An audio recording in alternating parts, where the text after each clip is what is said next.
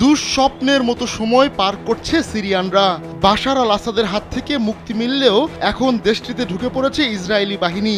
নতুন এই আগ্রাসী বাহিনী যদি দেশটির উপর ভর করে তাহলে মোটেও রক্ষা নেই। গাজা লেবাননে রক্ত ঝরিয়েও যেন বেনিয়ামিন নেতানিয়াহুর স্বাদ মিটছে না। তাই এবার তার নজর পড়েছে সিরিয়ায়। দেশটির বিশাল অঞ্চল দখল করে নিয়েছে ইসরায়েল। এমত অবস্থায় নেতানিয়াহু সিরিয়ায় আসলে কি চাইছেন তা নিয়ে ধোঁয়াশা তৈরি হয়েছে। বাশার আল আসাদকে হটিয়ে রোববার সিরিয়ার শাসন ক্ষমতার নিয়ন্ত্রণ নেয় বিদ্রোহীরা।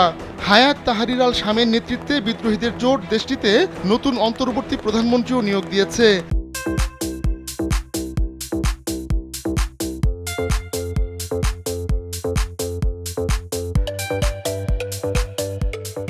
কিন্তু ইসরায়েল থেমে নেই। বাশার আসাদ পালিয়ে যাওয়ার সঙ্গে সঙ্গেই সিরিয়ার সঙ্গে সীমান্তবর্তী বাফার জোন দখল করে নেয় ইসরায়েল।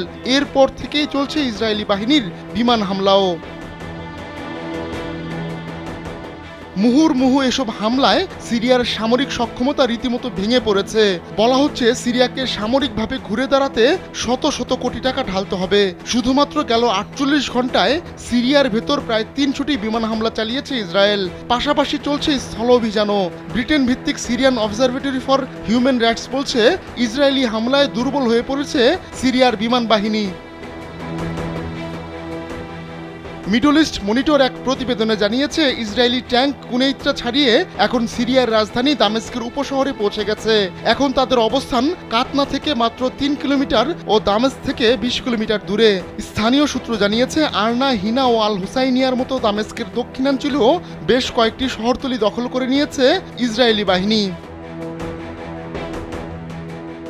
বিদ্রোহীদের প্রায় 2 সপ্তাহের অভিযানে পতন ঘটে বাশার আসাদের 24 বছরের শাসনের। সেই সুযোগ কাজে লাগিয়ে দখলদারিত্ব বাড়ানোয় মনোযোগী হয়েছে ইসরায়েল। 1974 সালের চুক্তি ভেঙে ইসরায়েলি বাহিনী গোলান মালভূমির বাফার জোন দখল করে নেয়। এমনকি গোলানের কৌশলগত মাউন্ট হারমানও দখলে নিয়েছে তারা। সিরিয়ার গোলান মালভূমি আজীবনের জন্য ইসরায়েলের অংশ হবে বলেও ঘোষণা দিয়েছেন নেতানিয়াহু। পরিস্থিতির সুযোগ নিয়ে ইসরায়েল নিজের মুখোশ ছেড়ে বেরিয়ে আসায় আঞ্চলিক বিভিন্ন দেশ এর নিন্দা জানিয়েছে। তবে তুরস্ক ও ইরানের নিন্দা নিয়ে ইসরায়েলের কোনো মাথা ব্যথা নেই, বরং দেশটি তাদের অভিযান অব্যাহত রেখেছে। এমনকি গাজার প্রায় দ্বিগুণ পরিমাণ জায়গা দখল করে নিয়েছে ইসরায়েল। কিন্তু এ নিয়ে এখনো মুখে কুলু পেটে আছে হায়াত তাহরির আল শাম। আহমদুল্লাহ শিকদার, কালবেলা।